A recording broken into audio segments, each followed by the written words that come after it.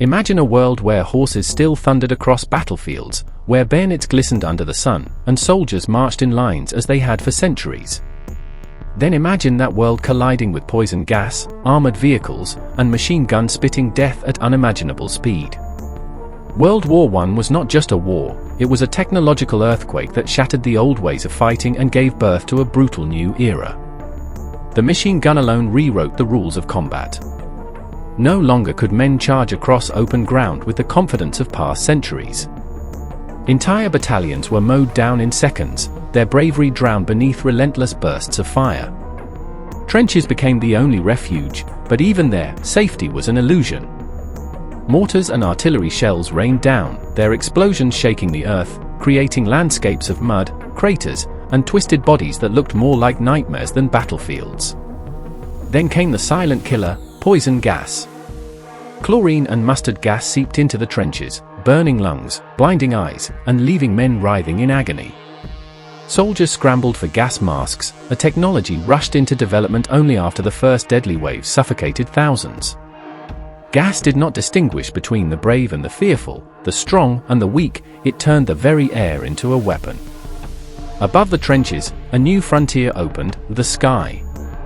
Biplanes, flimsy and fragile at first, became instruments of reconnaissance, then of destruction. Dogfights between aces like the Red Baron captured the imagination of those at home, but for soldiers below, the threat of strafing runs and bombs from the heavens added yet another layer of terror. War was no longer confined to the ground, it had taken flight. And then, crawling out of the mud, came the tank.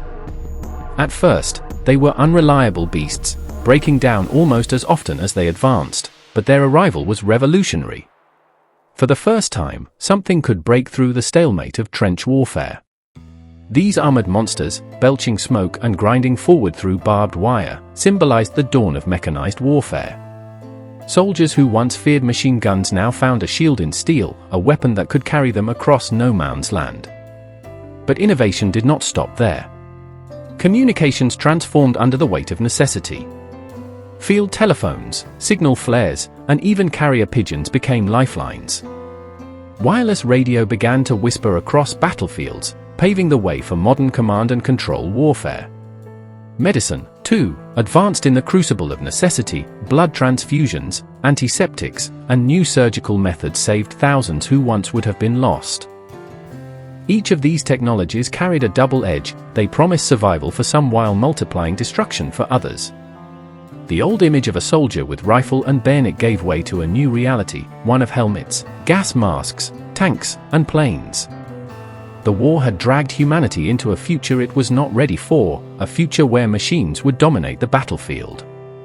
By the time the guns finally fell silent in 1918, the world could never return to the age of cavalry charges and dueling sabers. World War I had changed warfare forever, reshaping it into something faster, deadlier, and far more impersonal. And yet, within that transformation lay the seeds of everything that would follow in the 20th century, from blitzkrieg to nuclear deterrence, from radar to drones. The innovations of World War I were not confined to the trenches, they became the blueprint for modern war itself. In the end, the Great War was not only a clash of nations but a crucible of invention. Out of its mud and fire came the terrifying truth that war would never again be the same.